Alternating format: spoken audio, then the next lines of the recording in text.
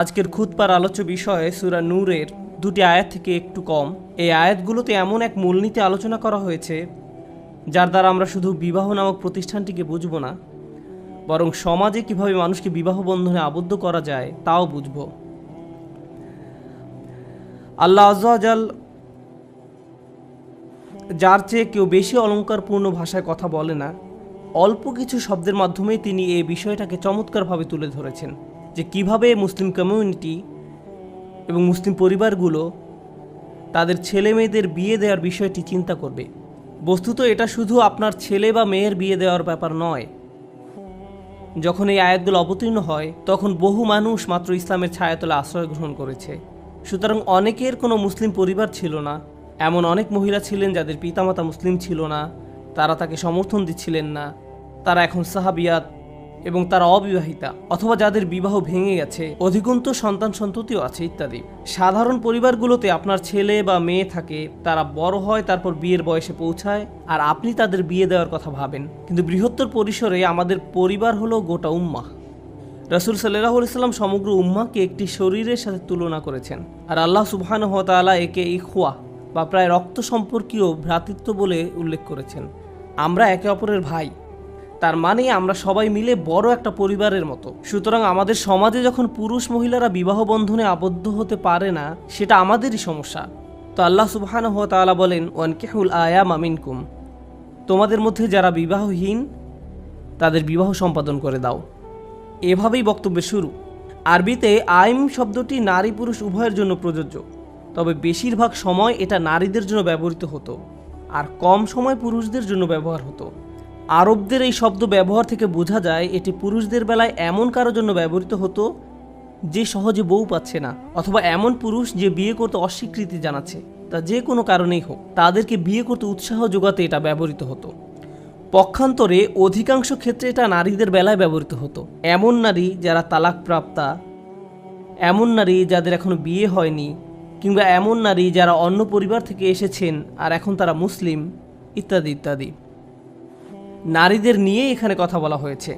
এখানে মজার যে বিষয়টার প্রতি আমি দৃষ্টি আকর্ষণ করতে চাই তা হলো আল্লাহ আযজা ওয়া জাল্লা এখানে সর্বপ্রথম তালাকপ্রাপ্তা নারীদের কথা উল্লেখ করেছেন। তালাকপ্রাপ্তা নারীদের প্রতি প্রথম দৃষ্টি দিয়েছেন উম্মুল মুমিনিন তথা রাসূল সাল্লাল্লাহু আলাইহি সাল্লামের স্ত্রীদের মাঝে অধিকাংশ ছিলেন তালাকপ্রাপ্তা বা বিধবা। রাসূল সাল্লাল্লাহু আলাইহি সাল্লামের সুন্নাহ হলো তালাকপ্রাপ্তা বা বিধবাদের বিয়ে করা। এটাই আসলে আমাদের রাসূল সাল্লাল্লাহু আলাইহি সাল্লামের একটি সুন্নাহ ছিল।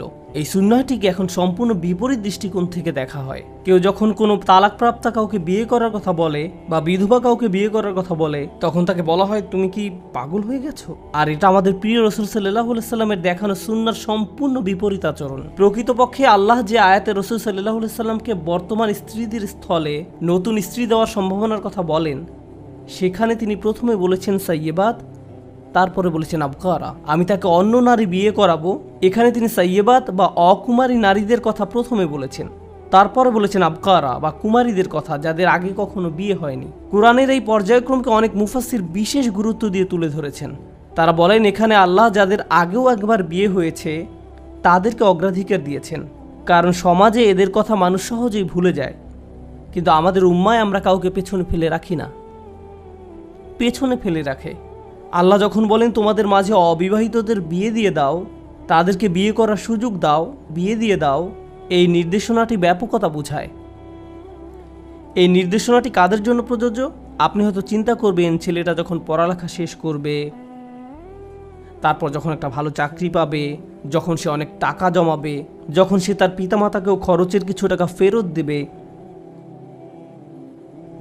যখন সে এটা করবে সেটা করবে ইত্যাদি ইত্যাদি, পরিবারের অন্য সবার যত্ন নেওয়া হবে, তারপর আমরা তার বিয়ের কথা চিন্তা করব। কারণ এখন যদি আমরা তাকে বিয়ে করাই, তার সকল মনোযোগ তার স্ত্রীর দিকে চলে যাবে, আমরা কিছুই পাবো না। এটা আমাদের সন্তান, আমাদের বিনিয়োগ। তাকে বিয়ে করানোর আগে আমরা আমাদের টাকার মূল্য ফেরত চাই। আর এমন কি যখন আমরা তাকে বিয়ে করাবো তখন ব্যাপারটা শুধু আমাদের পার্থিব অর্জনের বিষয় না, এটা আমাদের পারিবারিক গৌরব। এমন একজনকে বিয়ে করাতে হবে যাকে আমরা প্রদর্শন করতে পারবো, যাকে নিয়ে আমরা গর্বিত হব, অনেক ছবি তুলতে পারবো। তাই বিশাল এক অনুষ্ঠানের আয়োজন করো, মানুষকে দেখাও যে আমরা একটা উচ্চ শ্রেণীর পরিবারের সাথে আত্মীয়তা করেছি, ইত্যাদি ইত্যাদি। তাই কাউকে বিয়ে করানোর আগে আপনি যে বিষয়টা বিবেচনা করেন তা হলো নারী পুরুষ উভয়ের জন্য আপনি একটা বয়সের মাত্রা ঠিক করে দেন। নারীদের ক্ষেত্রে একদম বিপরীত কাণ্ডটাই ঘটে। কোনো কোনো পরিবারে সে টিনেজ বয়সে পৌঁছার সাথে সাথে এমন ভাবা হয় আমাকে দ্রুত দায়িত্ব পালন থেকে বাঁচতে হবে। মনে হয় যেন এটা আপনার ঘরে একটা ব্যাধি, যত দ্রুত এর থেকে বাঁচা যায় ততই মঙ্গল। আপনি মেয়েটাকে যেন তেনভাবে কোনো একটা পাত্রের কাছে দিয়ে বিদায় করতে পারলেই বাঁচেন। বহু মেয়েরা হতাশায় ভোগেন, কারণ তাদের বাবা মা সবসময় বলতেই থাকেন তুমি এখনও এখানে পড়ে আছো, তুমি বিয়ে করছো না। আর অন্যদিকে যুবক ছেলেরা বিয়ে করতে চায় আর তাদের বাবা মা বলতে থাকে তুমি এখনো বিয়ের জন্য প্রস্তুত নও। লক্ষ্য করুন কোরআনের আয়াত আমাদের কি বলে, ওয়াসসালিহিনা মিন ইবাদিকুম ওয়া ঈমানিকুম, এবং তোমরা তোমাদের দাস দাসীদের মধ্যে যারা সৎকর্মপরায়ণ তাদেরও বিয়ে দাও। তখনকার সমাজে দাস দাসীরা ছিল, তাদের বলতে গেলে কোনো টাকা পয়সাই ছিল না। আল্লাহ বলেন তাদেরও বিয়ে দিয়ে দাও। তাই এই যুক্তি যে বিয়ে সম্পর্কে চিন্তা করার আগে কাউকে স্বাবলম্বী হতে হবে, তা এই একটি বক্তব্যের মাধ্যমে তছনছ করে দেওয়া হলো, সমীকরণ থেকে বাদ দিয়ে দেওয়া হলো। যে বিষয়গুলো বিবেচনায় আনতে হবে তা হলো প্রথমত তারা কি বিয়ের বয়সে পৌঁছেছে, আর দ্বিতীয়ত সালেহীন বা ভালো মানুষ। ভালো মানে তাদের আল্লাহর সাথে সম্পর্ক ভালো এবং তারা পরিণত, তারা প্রস্তুত। এই হলো সালেহীনা মিন ইবাদিকুম ওয়া ঈমাইকুমের ব্যাখ্যা। তারপর আল্লাহ এর সাথে যোগ করে আরও বলেন, কারণ এখনও বহু মানুষ এই বিষয়টাকে গুরুত্বপূর্ণ মনে করে, ইয়াকুনু ফুকারা ইউগনিহুমুল্লাহু মিন ফাদলিহি, তারা যদি নিঃস্ব হয় তবে আল্লাহ নিজ অনুগ্রহে তাদেরকে সচ্ছল করে দেবেন। কারণ টাকা পয়সার বিষয়টা আল্লাহ নিকট ক্ষুদ্র সমস্যা, তবে আল্লাহ নিজ অনুগ্রহে তাদেরকে সচ্ছল করে দেবেন। আইমা মানে সমাজের বহু মানুষ যারা অবিবাহিত রয়ে গেছে, সেটা তুলনামূলক বড় সমস্যা। অর্থকড়ি না থাকা ছোট সমস্যা, কিন্তু মানুষের মাঝে সম্পর্ক জুড়ে না দেওয়া আল্লাহর নিকট অনেক বড় একটি সমস্যা। এই আয়াতটি পড়ার সময় আমি একটা বর্ণনার সন্ধান পাই, রাসূল সাল্লাল্লাহু আলাইহি সাল্লাম এমন সমাজ থেকে আল্লাহর নিকট আশ্রয় চাইতেন যেখানে প্রচুর অবিবাহিত মানুষ রয়েছে। তিনি উম্মার এমন অবস্থা হওয়া সম্পর্কে উদ্বিগ্ন ছিলেন যেখানে প্রচুর অবিবাহিত মানুষ থাকবে আর তারা এটা নিয়ে সুখী থাকবে। আসলে এই অবস্থায় তারা সুখী নয়। আর অন্যজনের বেলায় যে বিয়ে করতে চাচ্ছে তাকে বিয়ে করতে দিচ্ছে না, তখন সেই ছেলে বা মেয়ে বলে যাহ ঠিক আছে আমি আর বিয়েই করবো না, একা থাকবো। যখন কেউ বলে আমি একা থাকবো, তার অর্থ এই নয় যে আমি ফেরেশতার মতো থাকবো।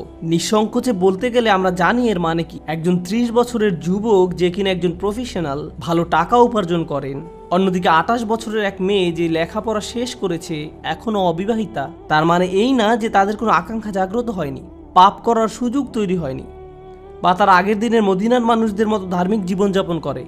মদিনারও তার নিজস্ব ধরনের সমস্যা ছিল, মদিনাতেও নিজস্ব ধরনের পরিস্থিতি ছিল। আপনি যদি মনোযোগ দিয়ে রাসূল সাল্লাল্লাহু আলাইহি সাল্লামের জীবনী পড়েন তাহলে দেখবেন সাহাবীদের জীবনে বিভিন্ন ঘটনা ঘটেছে। মাত্র আজ সকালে আমি এক সাহাবীর ঘটনা পড়ছিলাম, যিনি কোনো এক কারণে মক্কায় গিয়েছিলেন আর সেখানে তার জাহিলি যুগের এক মেয়ে বন্ধু ছিল। আরবি বর্ণনায় যে শব্দটি ব্যবহার করা হয়েছে তা হলো খলিলা, মেয়ে বন্ধু, তার মুসলিম হওয়ার আগের জীবনের। তো মেয়েটি তাকে দেখতে পেল আর বলল তুমি কি আবার আমার সাথে নির্জনে থাকতে চাও? তখন সেই সাহাবী রাদিয়াল্লাহু তাআলা আনহু বললেন সম্ভব না, তোমার আর আমার মাঝে ইসলাম এসে গেছে। তখন মেয়েটি রেগে গেল এবং সে তার ভাই বন্ধুদের ডেকে তাকে মারধর করতে উদ্যত হলো। সাহাবী বললেন ঠিক আছে, আমাদের জন্য একটাই পথ আছে, তা হলো আমাকে তোমার বিয়ে করতে হবে। মেয়েটি বলল ঠিক আছে আমাকে বিয়ে করো। তিনি বললেন আগে আমাকে রাসূল সাল্লাল্লাহু আলাইহি সাল্লামকে জিজ্ঞেস করতে হবে, কারণ তিনি জানতেন না যে অমুসলিম কাউকে বিয়ে করা যাবে কি না। তারপর তিনি রাসূল সাল্লাল্লাহু আলাইহি সাল্লামের কাছে ফেরত গেলেন এবং তাকে জিজ্ঞেস করলেন। তারপর এই আয়াত অবতীর্ণ হয় যে মুশরিক নারীদের বিয়ে করো না যতক্ষণ না তারা ঈমান গ্রহণ করে। আমি আমার আলোচনা থেকে একটু সরে গেছি। আমি যে কথাটি বলতে চাচ্ছি তা হলো কিভাবে আমরা বিয়েকে সহজ করে দেব, কারণ বিয়েকে কঠিন করা শয়তানের কাজ। শাহ ওয়ালিউল্লাহ রহমতুল্লাহ আলাইহি বুদ্ধিদীপ্তভাবে একটা ব্যাপার তুলে ধরেছেন। একটি সমাজে শয়তানের রাস্তা হলো হারামকে সহজ করে দেয়া আর হালালকে কঠিন করে দেয়া। যখন সমাজে এটা ঘটে তখন শয়তানের জয় হয়, কারণ লোকজন সহজের দিকে আকৃষ্ট হবে। তাই আজকের সমাজে আপনি যদি চোখ দিয়ে আনন্দ পেতে চান, আপনার সামনে স্ক্রিন আছে, বিভিন্ন নিষিদ্ধ জায়গায় আপনি যেতে পারেন, আপনার অফিস বা ক্যাম্পাসে, আপনার মোবাইল ডিভাইসে, সোশ্যাল মিডিয়ায়, ডেটিং অ্যাপস, আরও কত রকমের উপকরণ আপনার হাতের মুঠোয়। কারণ পুরুষের মহিলাদের প্রতি আকর্ষণ থাকবেই। আল্লাহ এটা মানুষের ভেতর দিয়ে দিয়েছেন, আর এটা কোথাও চলে যাবে না। নারীরাও নিজেদের জন্য সঙ্গীর খোঁজ করবেই, এটাও আল্লাহ তাদের ভেতর দিয়েছেন। এটা প্রকৃতিতেই রয়েছে। এই কারণেই পরিবার তৈরি হয়। আজ যখন অসুস্থ, নোংরা আর অবৈধ কার্যক্রমের দরজাকে বিস্তীর্ণ রূপে খুলে দেওয়া হয়েছে, এরকম পরিস্থিতিতে একজন যুবক এসে যখন বিয়ের কথা বলে, আমি জানি আমি মাত্র ভার্সিটির 3য় বর্ষে পড়ি, আমি জানি আমি মাত্র ভার্সিটির 3rd ইয়ারে পড়ি, কিন্তু আমি আর পারছি না মা, আমি আর পারছি না বাবা। সে হয়তো এভাবে বলে না, আব্বা আমার হরমোন আমাকে পাগল বানিয়ে দিচ্ছে, ক্যাম্পাসে মেয়েদের যা অবস্থা, আমি জানি না আপনাকে কি বলবো। সত্যি একটা মেয়ে আমাকে শুধু মেসেজ দিয়েই যাচ্ছে। কেউ তো আর এভাবে তার বাবা মাকে বলবে না। সে হয়তো বলবে, মা আমি মনে করি আমার বিয়ে করা উচিত।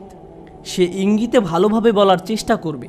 আর তখন কোনো পিতামাতা এই যুবক ছেলেটাকে অপমানিত করতে শুরু করলো। ওহ, তুমি ধৈর্য ধরতে পারো না, নিজেকে নিয়ন্ত্রণ করতে পারো না, আমি 40 বছর বয়সে বিয়ে করেছি।